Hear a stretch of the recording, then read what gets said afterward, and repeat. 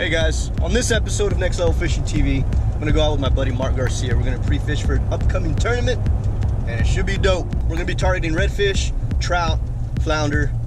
We're headed to a delta, which of course, if you do not know what a delta is, it's a mixture of where freshwater and saltwater sort of meet, because if you understand a little bit about the cycles of life, well then you'll understand the importance of a delta. But before we get into it all, and I told myself I would never do this stupid YouTube lame transition, and here I am. What you guys need to know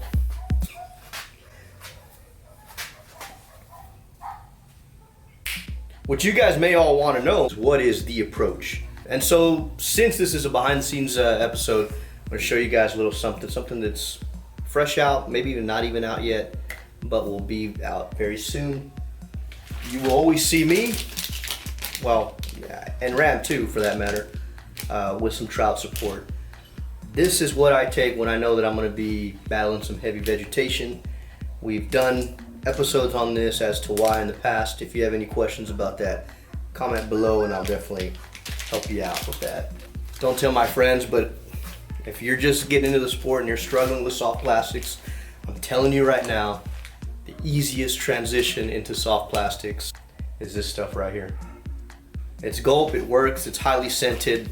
There's always this like debate between like different level of anglers as to if this is even lure fishing, you know, or is it like lure hacks.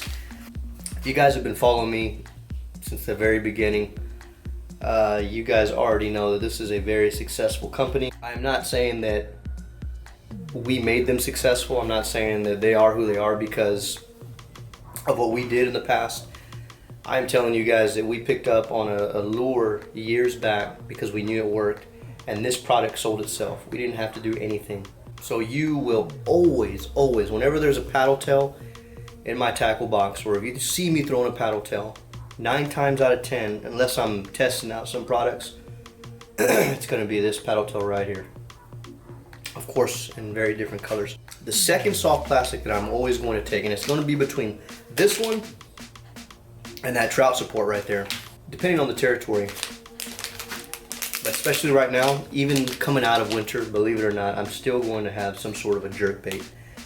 These are the 360 Coastals.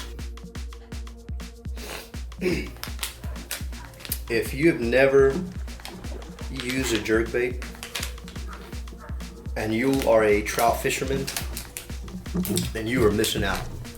And the reason I'm going to tell you guys this is because knowing it, hopefully you guys have watched our previous episode where we talk about trout fishing, and now hopefully you guys knowing that they're ambush predators.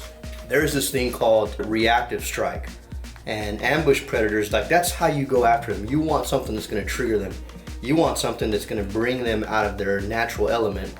And through my experience, even though I can get very similar results with this, sometimes trout are just in the mood for that quick up and down jerk style.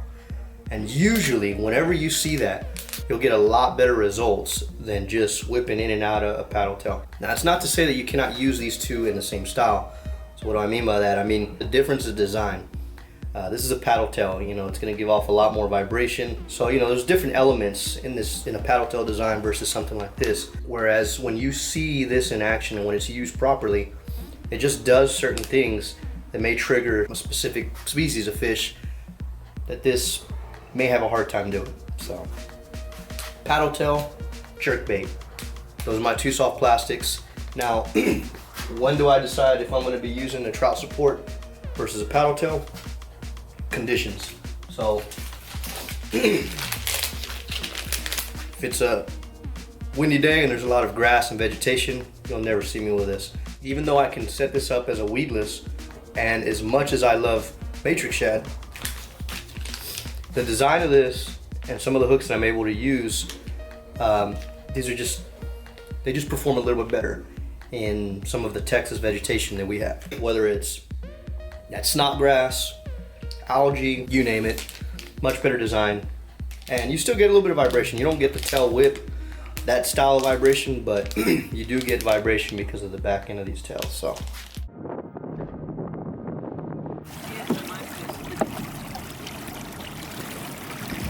weaving and bobbing, through this marsh.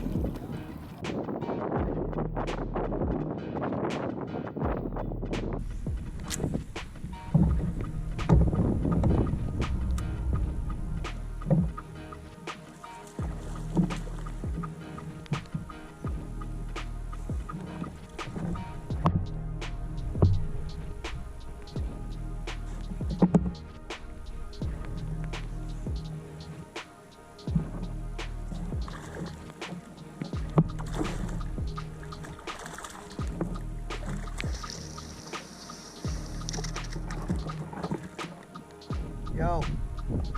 What up? How y'all doing out there? Doing good. Just got on a good one. For real? Trout? Yeah.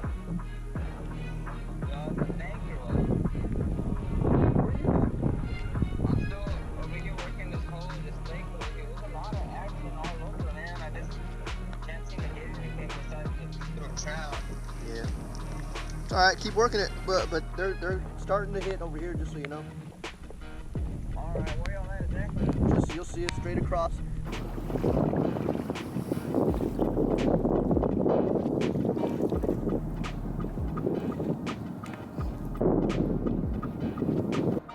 One of those easy days where you don't have to work that hard. What do you got there, Mario? Got my limit 3 slots. How big are they? How big we running today?